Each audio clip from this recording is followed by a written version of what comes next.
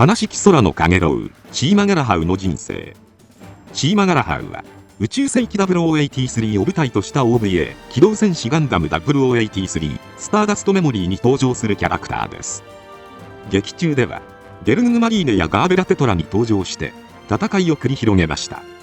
また、その人気の高さから、アニメ作品、空のかげろうでは、シーマの過去が語られています。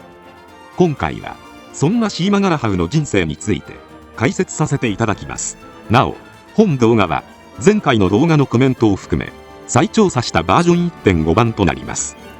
コメントしてくださった皆様、いつも本当にありがとうございます。それでは始めましょう。よりどりみどり。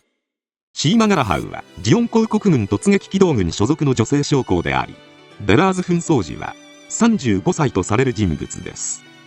一年戦争時の撃墜スコアは56機とされ、モビルスーツのパイロットとして、エース級の腕を持ちながらも、艦隊の指揮も取れる人物であり、大胆不敵で非常に好戦的な性格のように描かれました。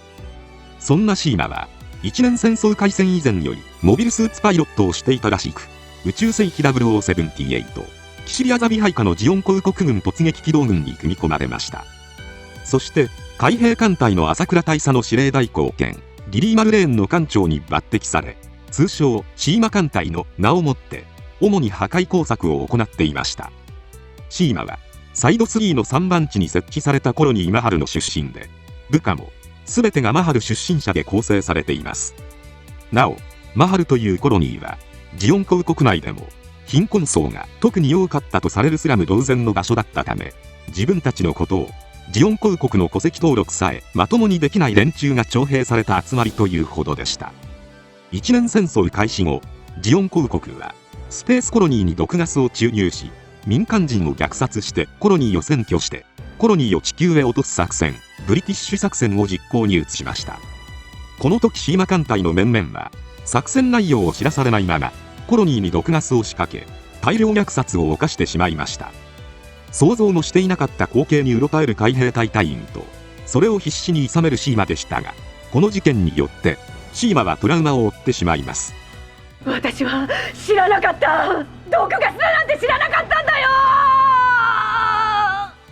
その後、シーマ率いる海兵艦隊は、矢継ぎ早に任務が言い渡され、転戦に次ぐ転戦によって、いつしか、一騎当選の猛者揃いの精鋭部隊になりました。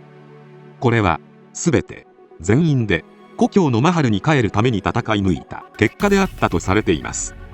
そして、宇宙世紀0079-12月末日、月面都市グラナダでの決戦を控え、戦力を温存して待機していたシーマ艦隊でしたが、ジオン公国敗北の知らせを受けて、キシリア派の多くが逃れていたアクシズへの亡命を希望します。しかし、破壊活動や虐殺など、ジオン公国宇宙軍の汚れ仕事の実行者であったことに加えて、上官である朝倉大佐に毒ガス作戦の責任を押し付けられてしまった結果、虐殺はシーマたちが命令を無視して独自に展開した作戦として認識されてしまったため、アクシズへの亡命を拒否されます。さらに、生まれ故郷のコロニーは、戦争終盤に住民を強制疎開させて、戦略兵器ソーラレイに改造されてしまったので、帰る故郷を失いました。こうしてジオンに裏切られ、故郷をなくし、さらに投降しても、毒ガス作戦での戦争犯罪の実行犯として極刑に処されるに違いないと分かっていたシーマたちは、帰る場所もなく、絶望の中で宇宙海賊として生き延びる過酷な道を選んだのでした。こうして民間や連邦はもとより、時に他のジオン残党の船舶までも略奪する日々を送っていました。シーマ自身も B 級戦犯に指定され、帰属する場所もなく、希望のない日々を過ごしていました。しかし、海賊家業だけでは先が見えていたため、独自のパイプ作りに奔走します。そして、地球連邦軍大将グリーンワイヤットなどの好戦的な勢力、いわゆるタカ派との関係性の構築や、アナハイムエレクトロニクス社上層部とのつながりを持つようになっていきました。このリリー・マルレーンに4年、うなされて4年か。宇宙世紀0083-9月、シーマはエギー・ユデラーズからデラーズフリートへの招聘を受けます。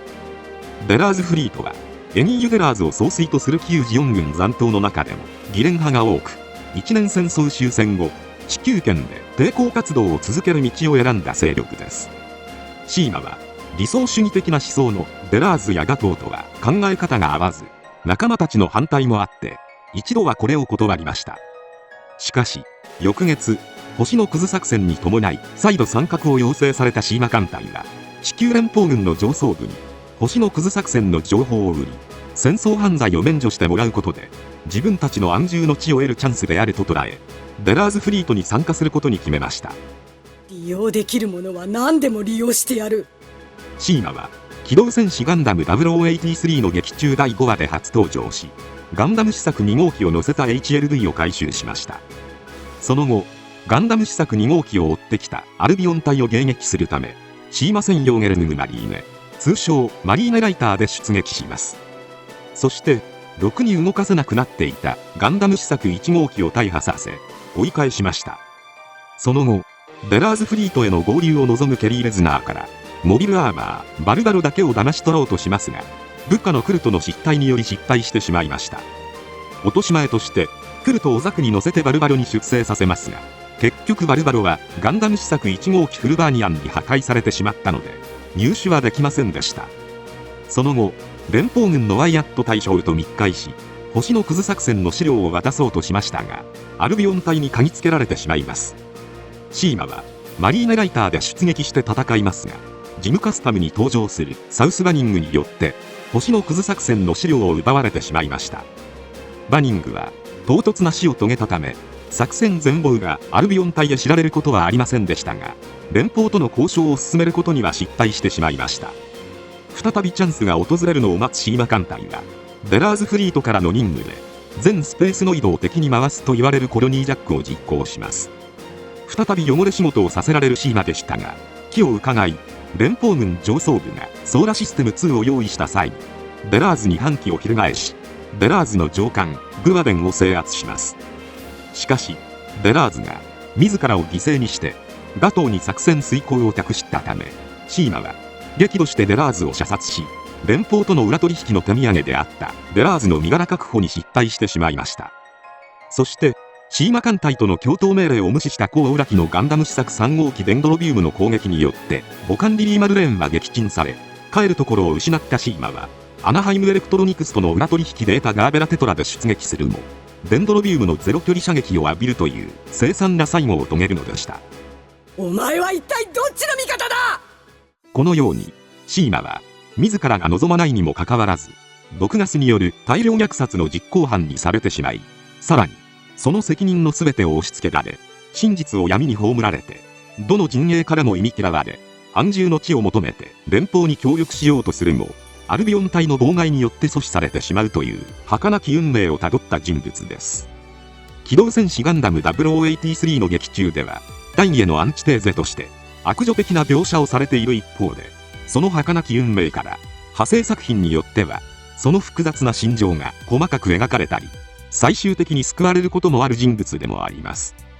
まずプレイステーション2用ゲーム機動戦士ガンダム巡り合い空のエンディングでは、生存後のイフとしてジャミトフ・ハイマンが結成するティターンズの特殊部隊入隊への誘いがかけられるも、汚れ仕事を背負わされることを懸念し、海兵隊と共に行方不明となっています。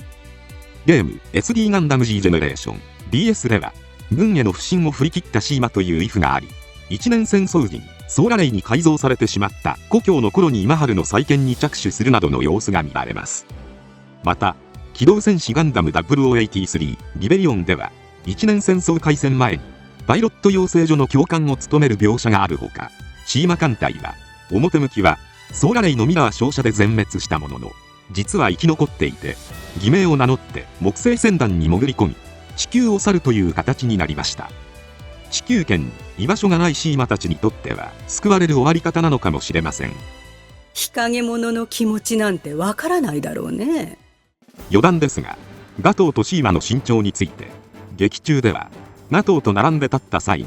ほぼ同等の背丈になっているのですが、書籍機動戦士ガンダムキャラクター列伝宇宙世紀編1によると、ガトーは 195cm、 シーマはヒール込みで 195cm と記載されています。